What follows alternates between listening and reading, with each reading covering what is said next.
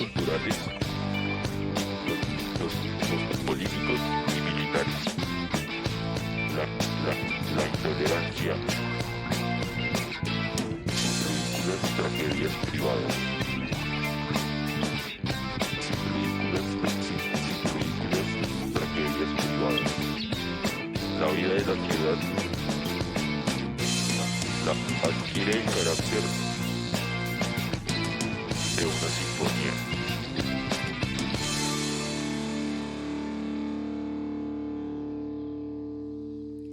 Buen día, bienvenidos a Cultura Popular y Cine Rebelde, un espacio que busca acercar a la comunidad a los periodos, estéticas y movimientos más destacados del cine, y en el que conversaremos además de temas como el territorio, el arte como instrumento de reconstrucción del tejido social, y también nos acercaremos a otras expresiones artísticas como la literatura, las artes plásticas y la fotografía. Bienvenidos.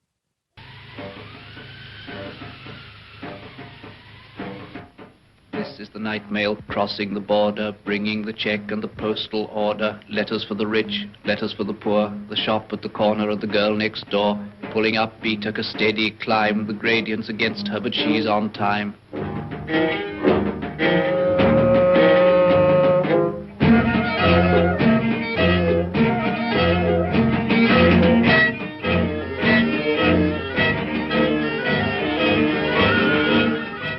En este primer programa vamos a hablar de el cine y la ciudad y le vamos a echar una miradita al cine soviético, a lo que significó este movimiento cinematográfico del cine soviético de los años 20.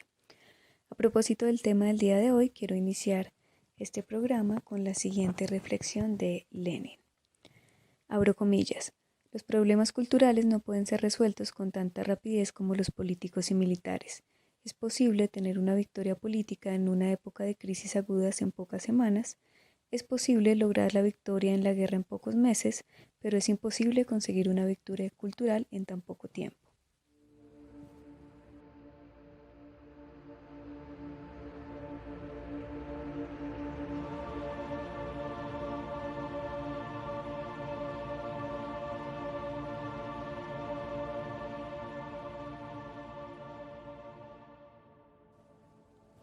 Para empezar a hablar del cine ruso es importante que entendamos que las intenciones de digamos desde su concepción, pues eran claramente pedagógicas, es decir, que se buscaba instrumentalizar el cine en beneficio pues de la revolución, haciendo de él una herramienta didáctica que de alguna manera permitiera formar la conciencia revolucionaria de los espectadores. Y precisamente en aras de esa misma finalidad se estableció una planificación cuidadosa de la producción de lo que se llegó a conocer como el cine de masas, que debía rendir básicamente sus frutos dentro de los límites quinquenales establecidos. Recordemos que los planes quinquenales fueron un documento de planificación económica gubernamental que buscaba, digamos, fijar objetivos de producción en un periodo de 5 años. Y digamos que el objetivo era industrializar de una forma más rápida pues la Unión Soviética.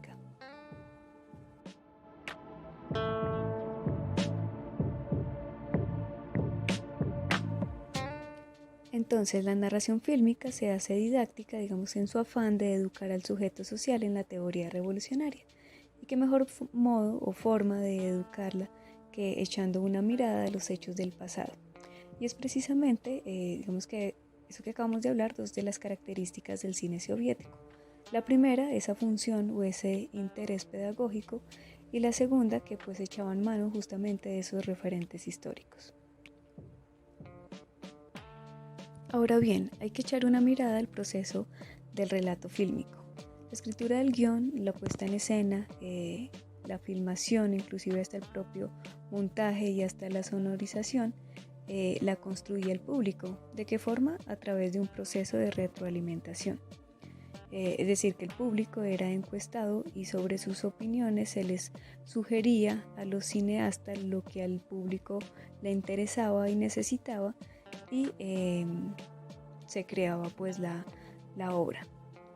Esa es como otra de esas características, es decir, que el objeto fílmico como texto narrativo planificado, controlado férreamente desde la producción, intenta influir de alguna manera en el público y es el mismo el que busca o el que pide esa demanda, ¿no? Entonces, el sujeto espectador ha sido conformado o creado por el propio filme y el espectador se construye a sí mismo como un sujeto de opiniones, es decir, que puede también influir en la creación de nuevas películas o de nuevos filmes. A eso me refiero un poco con el tema de la retroalimentación, ¿no? Como que se reinicia nuevamente ese ciclo, ¿no? El espectador sugiere, el cineasta crea de alguna manera con respecto a lo que pide el espectador y es como cíclico, ¿no? Hace parte y se construye. Ahora hay otra característica muy importante de la que debemos hablar y es, ya habíamos hablado anteriormente de la reiterativa utilización de temas históricos como instrumento pedagógico. Ahora, la forma en la que se abordaban estos temas en el cine era como reconstruyendo esos hechos históricos. Es decir, si bien se nutrían de temas del pasado, también se creaban y se recreaban otros hechos. O sea, aquí tenemos una, digamos, llamémoslo una fusión entre el documental y la ficción.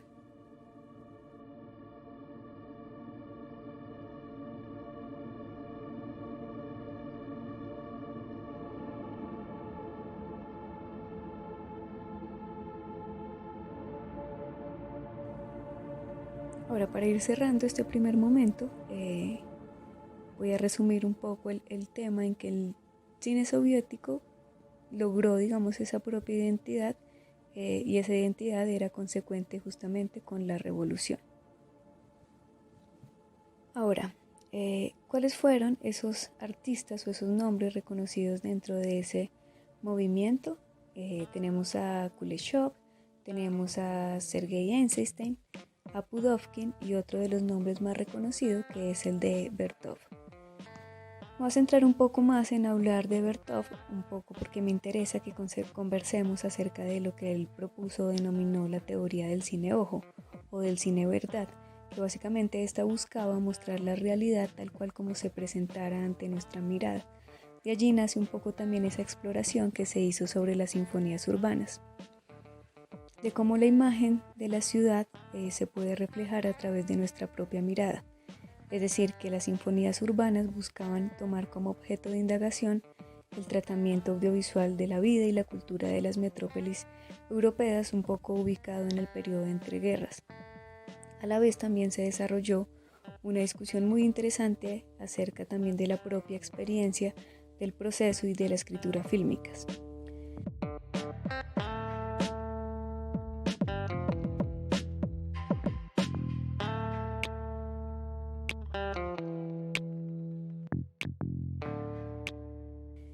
Para conversar un poco sobre de qué iba, digamos, esta exploración del género denominado sinfonías urbanas, básicamente esto lo que buscaba era manipular lo menos posible el proceso de captura, digamos, de las imágenes, el proceso fílmico.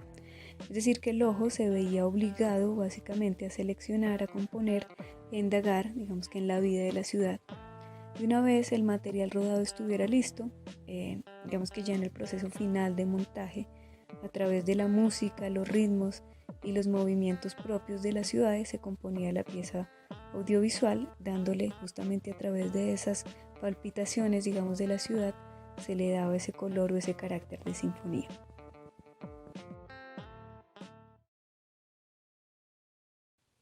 Les voy a compartir un fragmento de una investigación acerca justamente de lo que significó para la producción cinematográfica la exploración de la mirada del cine a las ciudades. Les leo textualmente.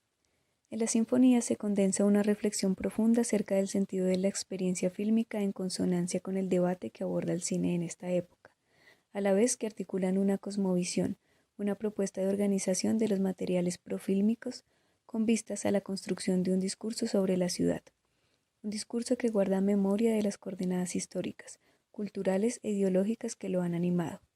El cine aborda la ciudad como una mirada que escruta y proyecta idearios, como un proyecto de lectura dispuesto para interpretar el texto de la urbe desde la perspectiva de su propio intertexto, donde ocurren los compromisos, las tensiones y la polémica, artística, ética, social o política, que han contribuido a elegirlo, erigirlo, perdón, y que animan nuevas formas de explorar cognitivamente la ciudad.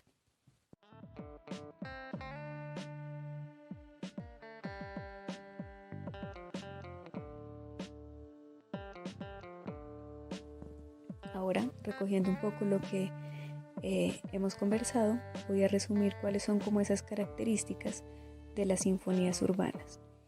Primero, eran producciones fílmicas que presentan, digamos, como una abstracción narrativa y a veces inclusive una abstracción desde las formas.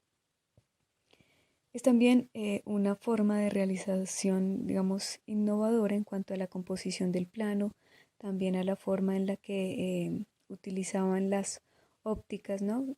Vamos a encontrar cuando ya hablemos de los referentes videográficos, utilizaciones de ópticas, digamos, de gran angular y también movimientos de cámara un poco distintos, ¿no? También otra de las características importantes a hablar era ese rechazo a la ficción y también como el captar las perspectivas en diferentes, digamos, en torno a la percepción o a la concepción que se tiene de la ciudad.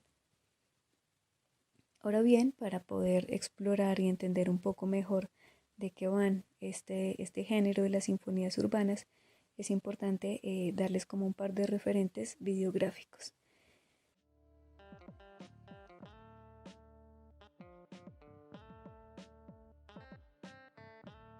Primero quiero hablarles de la exploración que hizo justamente Einstein con el primer tema del que estábamos hablando, del cine soviético y todo su carácter pedagógico y esa fusión entre la ficción y el documental. Si quieren explorar un poco más este tema, hay una película de 1927 que se llama Octubre, donde justamente vamos a ver esa fusión entre hechos reales y otros hechos, digamos, documentales. Para hablar ya de las sinfonías urbanas, les recomiendo una película justamente de Bertov que se llama El hombre de la cámara. Esta es una película de 1929. Ahora bien, todo el tema del género de las sinfonías urbanas no se dio exclusivamente, digamos, en la Unión Soviética, sino que ha sido como un género que ha permeado, como otros territorios. Hay una película alemana de 1927 muy interesante, inclusive hasta la forma en la que estaban hechos sus pósters, que estaban hechos como por collage, que recogían imágenes de las ciudades. Pueden revisarla. Es una película que se llama Berlín, Sinfonía de una gran ciudad. Les repito, se llama Berlín, Sinfonía de una gran ciudad y es una película de 1929.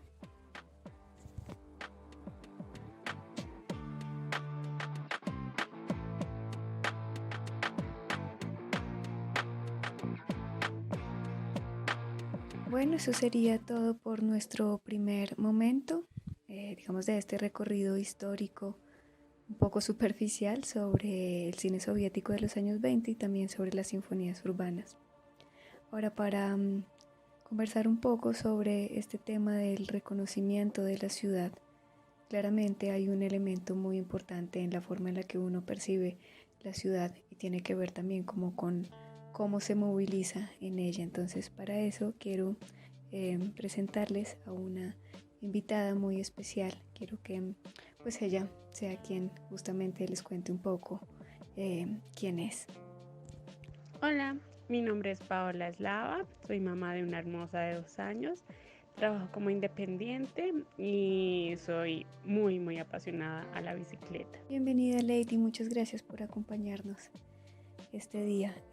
Quisiera preguntarte primero un poco como qué significa o qué simboliza para ti la bicicleta. Bueno, la bicicleta para mí principalmente es símbolo de libertad porque me permite conocer y llegar a muchos lugares, de hecho a lugares que nunca imaginé poder llegar. También me permite conocerme a mí misma, los límites, los temores y también me ayuda a vencerlos. Es como también el empoderamiento que le da a uno más que todo, pues a uno de mujer, poder salir sola, poder salir a ciertos lugares, quizá también a ciertas horas.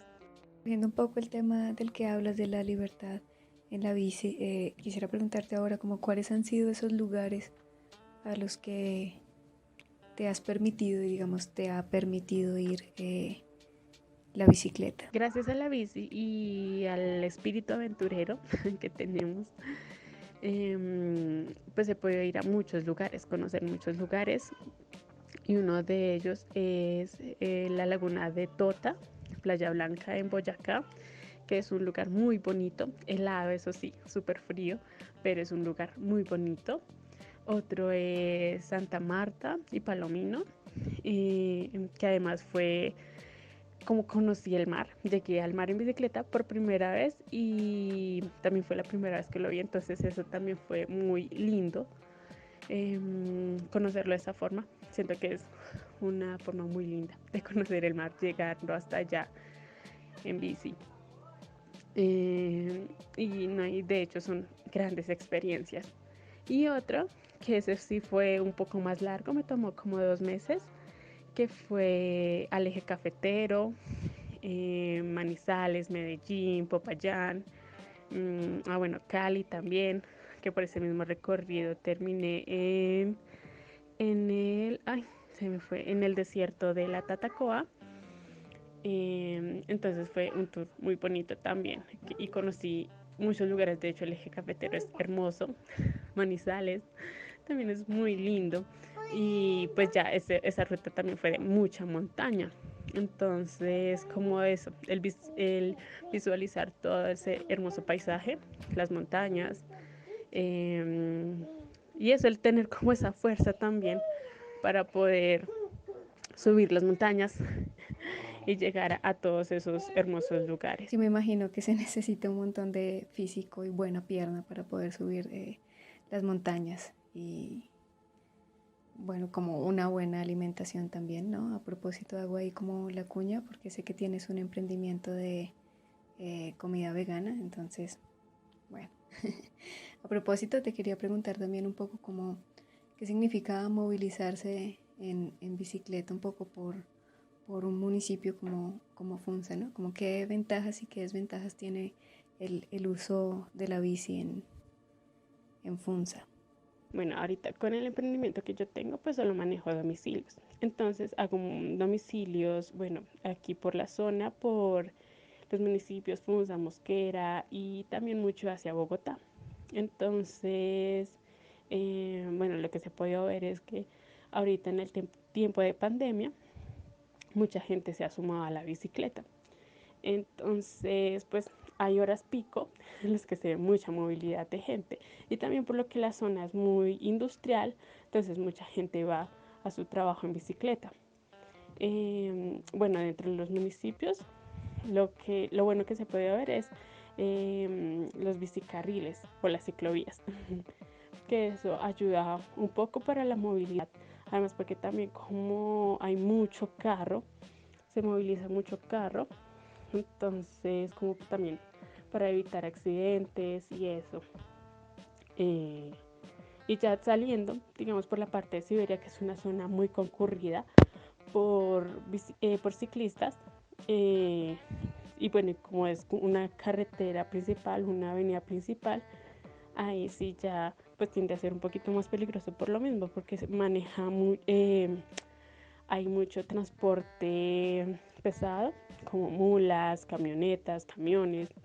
Entonces, bueno, esa zona sí tocaría ver un poco por lo mismo, que se mueva tanto usuario de bici, congestionar un poco para que esa zona pueda ser un poco más segura, por lo mismo que se mueve tanta gente, que es como lo único que he visto así como saliendo de Funza hacia Bogotá. No, y pues eso, como lo chévere eso, ver tanta gente sumándose a montar en bici. Y sí, he notado también como esa creciente población de bici usuarios, como familias y demás que ya salen como no solo los domingos, sino que los ve uno realmente como entrenando, ¿no? Ahora, con respecto un poco como al tema del que hemos hablado, de esa forma en la que se percibe la ciudad, no sé si tú nos quieras contar un poco cómo es esa visión de territorio que tú tienes un poco desde el uso pues de de la bicicleta, ¿no? Porque es distinto como uno percibe la ciudad desde esos, qué sé yo, del transporte público a cómo la percibe cuando se moviliza, digamos, en bicicleta. ¿Cuáles son como esas formas, texturas, un poco, ya lo hablaba de esas como palpitaciones propias y movimientos que tiene la ciudad? ¿Cómo se vive esta desde la bici? Cuando nos movilizamos en bicicleta, nos damos cuenta que ciertos recorridos no son tan largos como se pueden ver, digamos, en un bus, ya que un bus da muchas vueltas, bueno, se detiene para recoger personas y eso, y pues el trayecto de un bus siempre puede ser, también dependiendo de trancones, mucho más largo en tiempo. En cambio, en una bicicleta podemos demorar menos. Por ejemplo, un bus que se demore 2 horas, en bicicleta podemos llegar a demorarnos 1 hora o hasta menos, dependiendo de la velocidad que vayamos. También, bueno, un bus también tiene marcada una ruta. En bicicleta podemos marcar nuestra propia ruta. Eso nos permite también llegar a lugares a los que nunca habíamos ido, conocer la zona, las infraestructuras. Por lo menos en Funza y en Mosquera han hecho mucho murales, grafitis, entonces también es muy bonito como hacer los recorridos en esos lugares. También cuando hay eventos y eso, el poder movilizarnos, el tener como esa capacidad de movernos donde nosotros queramos y sin necesidad de pensar, de hecho, aún en el dinero para el transporte, porque eso también a veces pasa, de que para movernos a un lugar en transporte, pues la cuestión es del dinero. Entonces esa es también una gran ventaja de la bicicleta, que no necesitamos dinero o gran dinero para poder movilizarnos.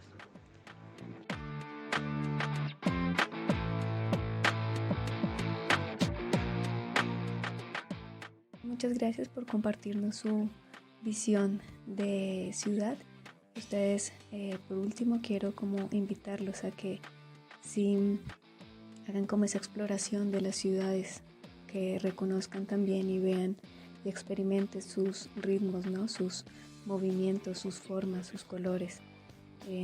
Eso sería todo entonces por nuestro primer capítulo. Nos veremos en el siguiente episodio, donde vamos a conversar un poco sobre la ética de la estética, ¿no? Que podemos considerar nosotros como que es bello, y un poco esa belleza también desde lo grotesco. Muchas gracias por acompañarme en este recorrido y nos veremos en la próxima. Adquiere el carácter de una sinfonía.